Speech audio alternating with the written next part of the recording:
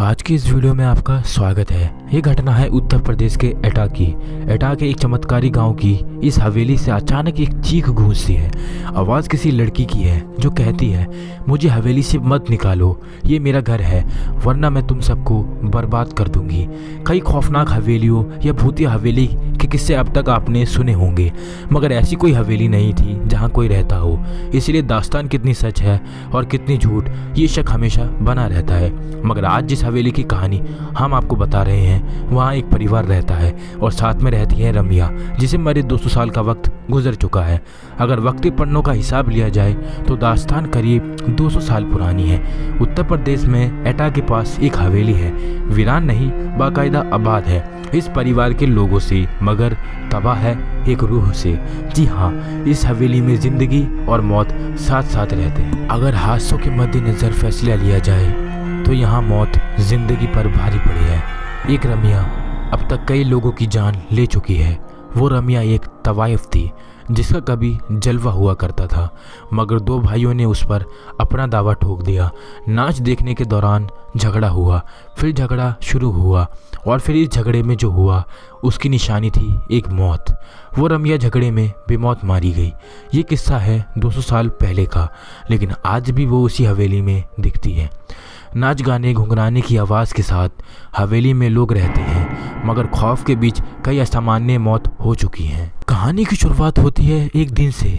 सूरज अपनी आखिरी सलामी पेश कर रहा था, शाम घिर आई थी। तभी एकटा की चमत्कारी गांव की इस हवेली से अचानक एक चीख गूंजती है। आवाज़ किसी लड़की की है जो कहती है, मुझे हवेली से मत निकालो, ये मेरा घर है, वरना मैं तुम सबको बर्बाद कर दूंगी। कोई कुछ समझे इससे पहले एक और चीख गूंजती है, मगर इस बार चीख में मौत की तकलीफ भी धुली हुई है। पानी पानी करहाने की आवाज़ के साथ कोई लड़की पानी मांगती है।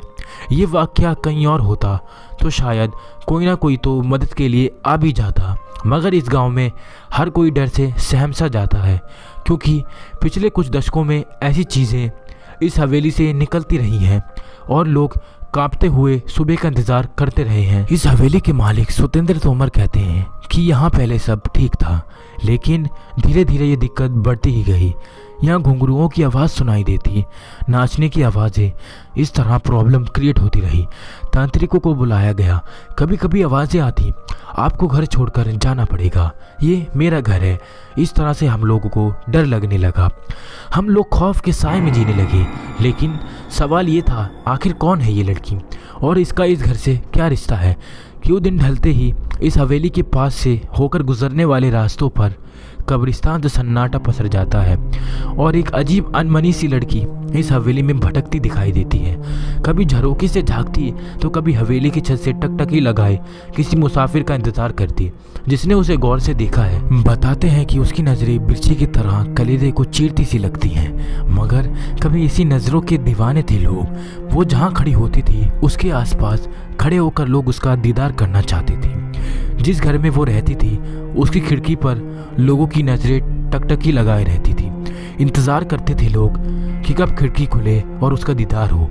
ऐसा जलवा था रमिया का। इस हवेली के आसपास रहने वाले बुजुर्ग बताते हैं कि इस हवेली में से एक खूबसूरत सी लड़की निकलती थी, जिसे वो जब पकड़ने की कोशिश करते वो बिल्ली बन जाती थी। आज इस कोठी में जिंदगी और मौत दोनों का बसेरा है। दूसरी हवेलियों की तरह ये खाली नहीं है। यहाँ गुजरे दौर की तवायफ रमिया की रूह भी रहती है और इस कोठी की मालकिन भी, मगर मौत के साए में लगातार सांस लेती इन जिंदगियों पर क्या गुजरती है, ये बताने के लिए काफ़ी है कई लोगों की मौत होना, क्योंकि इस हवेली ने अब तक कई अपनों को खो दिया है। हद तो तब है कि इस हवेली के बच्चे भी शैतानी करना या चहकने से पहले सोचने लगे। इस हवेली में आज जितनी भी जिंदगियां बाकी बची हैं, उनके चेहरे पर जिंदगी का कोई नामो निशान नजर नहीं आता। एक खूबसूरत मगर खौफनाक चेहरा उन्हें लगातार नजर आता है, एकटक घूरता हुआ, शायद ये पूछता हुआ कि इतने लोगों की मौत के बाद भी क्या हिम्मत बाकी है यहाँ रहने की।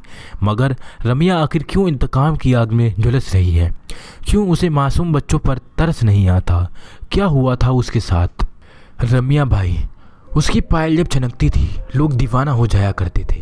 हर हवेली का मालिक ये सपना पाला करता था कि एक दिन ये घुंघरू उनके लिए सिर्फ उनके लिए खनकेंगे। बात करीब 200 साल पुरानी है, जब रम्या इसी हवेली में मुजरा किया करती थी। रम्या के दीवाने 2 सगे भाइयों का नाम भी शुमार हुआ करता था, जो तकरीबन हर शाम उसी के पास गुजारा करते थे।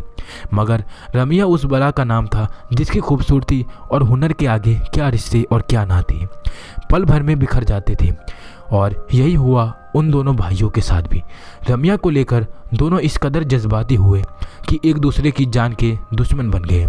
और जब रम्या ने बेकाबू हालत काबू करने की कोशिश की तो गुस्से से लहराता हुआ खंजर रम्या के शरीर में उतर गया।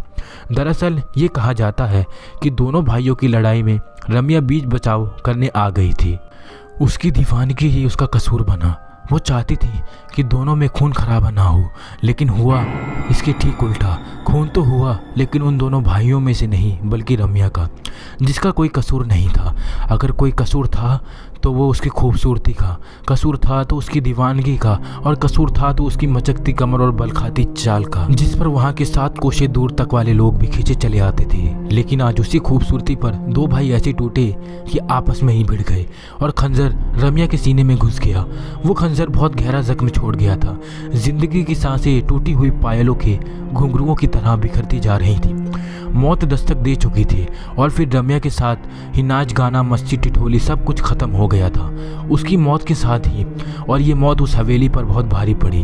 वक्त बीतता गया मगर उसकी यादें कभी धुंधली नहीं पड़ती भी कैसे, क्योंकि रम्या ने तो उस हवेली को छोड़ा ही नहीं था।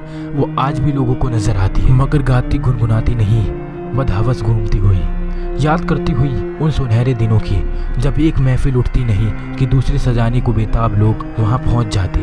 फ़र्क सिर्फ इतना है कि 200 साल पहले इस कोठी से निकलकर हर कदम मस्ती से झूमता हुआ निकलता था, मगर आज यहाँ से लाशें निकलती हैं। इस बारे में हवेली के मालिक सुतेंद्र तोमर बताते हैं कि मेरी माँ को एक दिन साया दिखाई दिया था, इसके बाद उनकी मौत हो गई थी।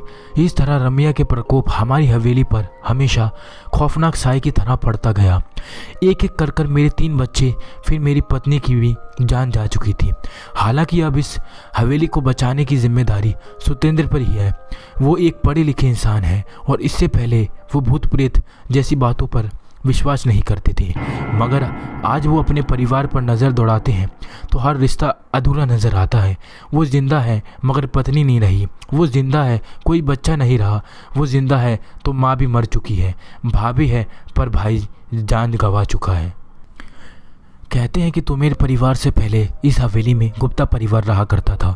लगातार हुई मौतों ने गुप्ता परिवार को इतना तोड़ दिया था कि उन्होंने कौड़ियों के दाम में ये हवेली बेच दी। खरीदी तोमेर परिवार ने, और ख़रीदते ही बड़े बूढ़े जवान एक एक करके 8 लोगों की मौत हो गई।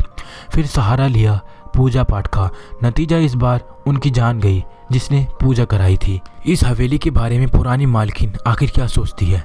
इसके बारे में पुरानी मालकिन उमावती गुप्ता बताती हैं कि अगर रोड पर बसा चमत्कारी गांव वक्त के पल्लों में बुनते बुनते आज तकरीबन 200 साल गुजर चुका है, लेकिन इस हादसे के बाद यहाँ कुछ नया नहीं हुआ सिवाय रम्या की दास्तान की, जो यहाँ के ताने बाने में बुन सी गई है। कुछ इतनी शिद्दत से कि वाक़यात नज़र भी आती है, अनमनी सी भटकती हुई हवेली के बाहर भी और अंदर भी। नतीजतन इसके मालिक इसे बेच देना ही बेहतर समझते रहे। यही वजह है कि आज इस हवेली में किसी के चेहरे पर रौनक नहीं नजर आती। बच्चे गुमसुम से रहते हैं, बड़े जैसे बस जिंदा हो। घर घर सा नहीं लगता और लगेगा भी कैसे, क्योंकि घर ने उन्हें कभी अपनाया ही नहीं। अलबत्ता छीना ज़रूर है उनके तमाम अपनों को।